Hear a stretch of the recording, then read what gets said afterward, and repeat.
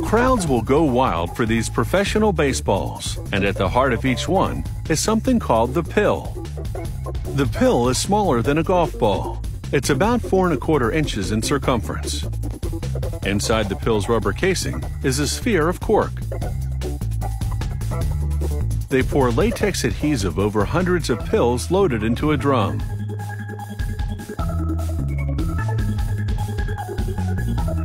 Rollers spin the drum to evenly coat the pills with the adhesive.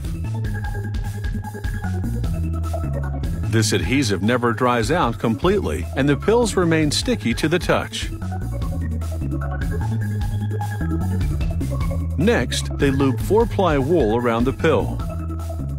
This machine spins the pill to wind the yarn around it. This winding substantially fattens the pill. It's the first time a camera has ever been allowed to record this proprietary machine, so we can't show you all of it.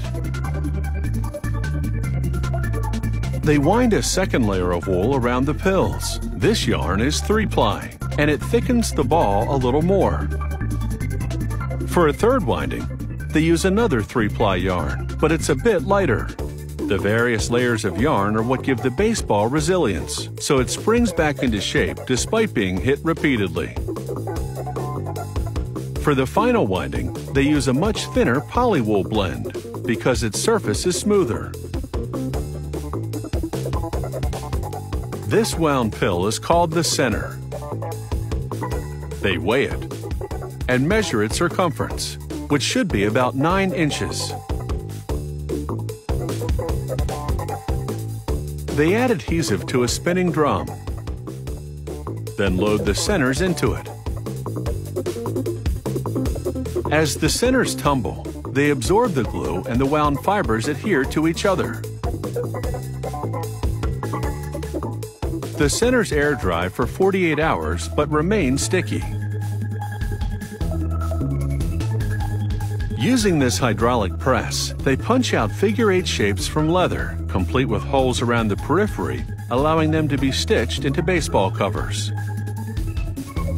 But first, they stamp the date and lot number onto them. Then they wrap them in wet towels. The moisture will make the leather pliable enough to sew.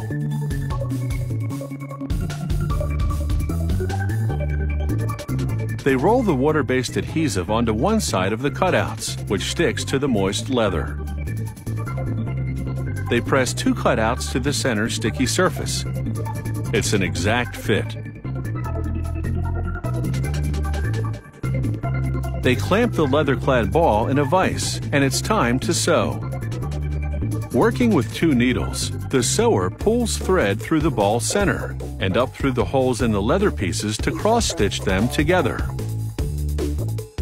He rubs wax on the thread to stiffen it, because if it slackens, it's more likely to tangle.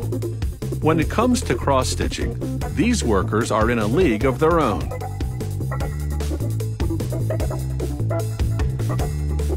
They make quick work of the 108 stitches in each ball. There are 350 sewers in this factory, and they produce 8,000 to 10,000 balls per day. That's a lot of home runs.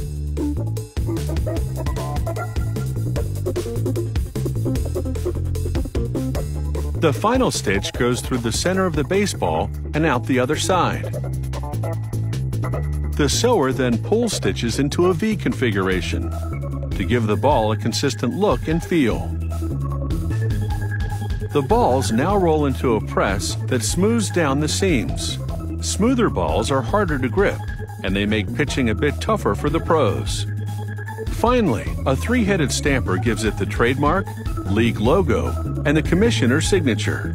With drying cycles, it takes a week to make a professional baseball.